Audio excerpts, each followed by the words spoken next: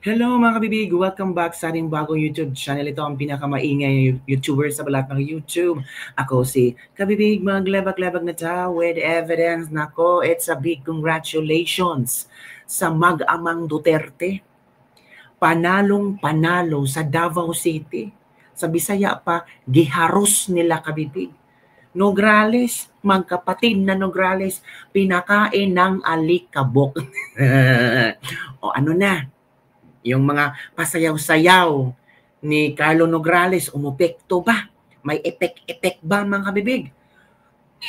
Tingnan mo nga, si Daladigong wala dito sa Pilipinas, nandun sa ICC, pero palong-palo, panalong-panalo, at hindi pinabayaan ng mga taga Davao City. Alam nyo ba? Ito, i-share ko sa inyo ang resulta. Ito kabibig sa halalan. Nako. Sobrang laking agwat. Digong, ito tingnan nyo lang. City of Davao, nakita nyo ba dyan kabibig? Kitang-kita ang resulta City of Davao. Duterte Rode, 504,729 votes. Nograles, 62,000. Hindi man lang nakaabot ng 100,000 si Nograles. Ito ba ang kahambog-hambog na sinasabi nila na we have to change Davao into a new environment. Si Nograles lang ang siyang tao na pwedeng maibalik daw ang gandahan ng Davao. Wow! Ito pa, City of Davao Vice Mayor, Baste, 495,989 votes. Confirm na mag-ama Duterte panalo bilang mayor and vice mayor. Ngayon, si Pangulong Duterte ay nasa ICC naman. Of course, automatic itong si Baste ang magiging mayor. 'Di ba? Sino kaya ang sa councilor? Duterte Rodrigo II din. Sa mga councilor, nangunguna si Duterte Rodrigo II. So, ito din ang pwedeng maging vice mayor kasi si Pangulong Duterte wala naman sa Pilipinas, andun sa ICC may kaso, so si Baste will take over. Ang mag-take over sa vice mayor, yung first na councilor, Duterte Rodrigo II, yung apo ni Pangulong Duterte, sila din. Diba kabibing? Tingnan natin sa Councilor, 3rd District of Davao, Ungab Alberto. Tingnan pa natin kabibig. Susombrado. Councilors yan Punta tayo sa mga congressman. Nasaan ba? Congressman. Tingnan mo, Migs. Kung ano ang nangyari, Migs. Ano ang yung reaction dyan, Migs? Tingnan mo, Migs. Ang laki-laki, Migs. Pulong Duterte. Umarangkada ba yung iskandal nyo? Hindi. Nilibing kayo, Migs. Si Migs Nograles, 37,000 lang. Kumusta mga ayuda-ayuda dyan? Yung palagi yung sinasabi, pag hindi ako mahalal, mawawala na yung mga ayuda. Di ba yun ang sabi mo, Migs? Tingnan mo, Duterte Paulo, 150,738 votes. Nograles Migs, 37,069 votes. Sa second district, sino nanalo? Duterte Omar pa din. Anak ni Polong. Tingnan nyo kabibig. Councilor Ungab. Si Congressman Ungab, panalo din. Alag Noynoy. Noynoy, wala talaga. So, ang mga alyansa ni Pangulong Duterte ang nanalo sa local election sa City of Davao. Kita nyo naman, grabe si Pangulong Duterte, no? 504,000? Wala nga siya dito. Pero binoto siya ng sambayan ng mga Davaoenos. Kahit maraming mga negatibong komento ng mga Duterte. Grabe yung before the election ang daming pumapasok na negative stories about kay Pulong, kay Baste. Pero tingnan nyo kabibig. Tingnan natin sa City of Davao ang mga senators, mga kabibig. Sino ba ang nangunguna? Bongo. Tapos Bato, Marcoleta, Jimmy Bundok. Tingnan pa natin. Philip Salvador, Lambino, Hinlo, Rodriguez Attorney Vic, Mata Doc Marites, Kibuloy, Villar, Hunasan, Marcos Aimee. Yan ang mga pumapasok sa City of Davao, mga kabibig.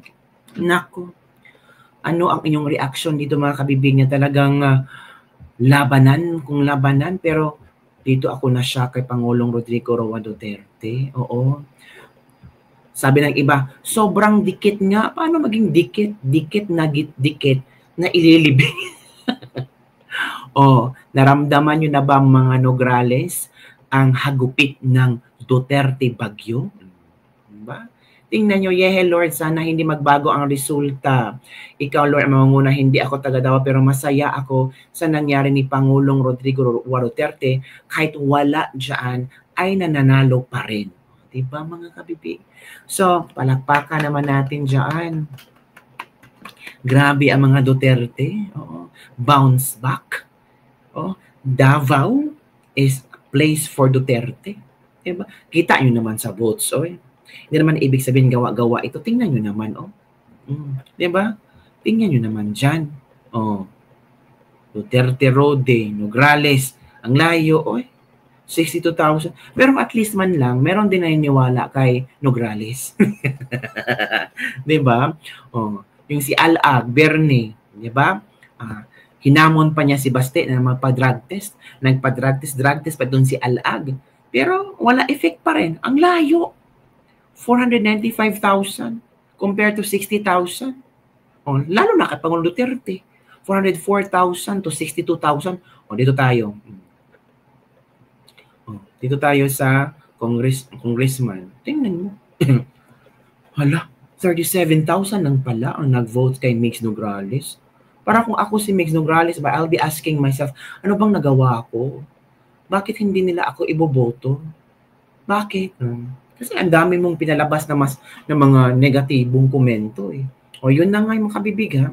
Yun ang latest. Kumusta na pala ang National Kabibig? Sino ang nangunguna? National Kabibig, ito na.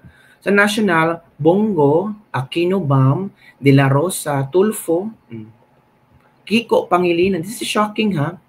Lacson, Soto, Marcoleta, number 8. Pia Cayetano, number 9. 10th, Villar, 11, Marcos Aimee, 12, Lito Lapid. So, yung top 12 mga kabibig sa senator. Pero shocking tayo ha, kasi si Bam Aquino at saka si Kiko Pangilinan, hindi ito kasali sa mga ratings. Biglang humarurot, di ba kabibig? Grabe, shocking. Tapos si Sharon umiyak pa kasi daw, bakit hindi nyo daw iboboto si Bam?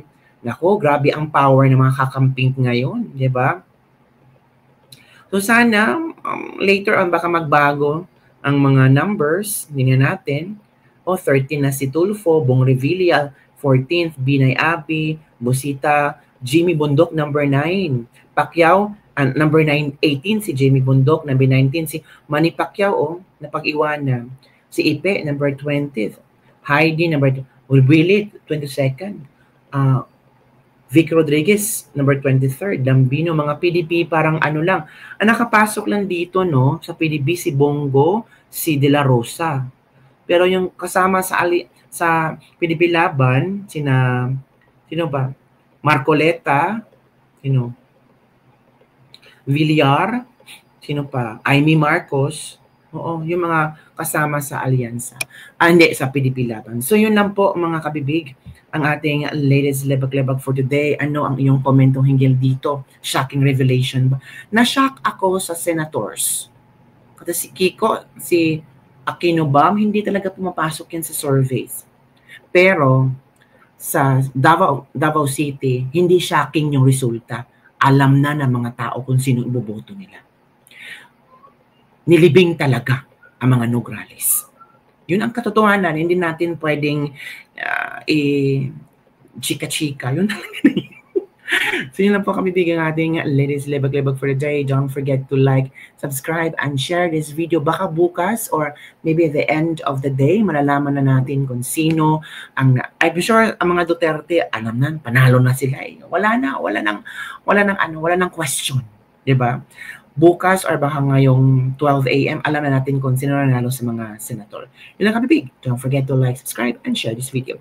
Bye everyone. See you next time.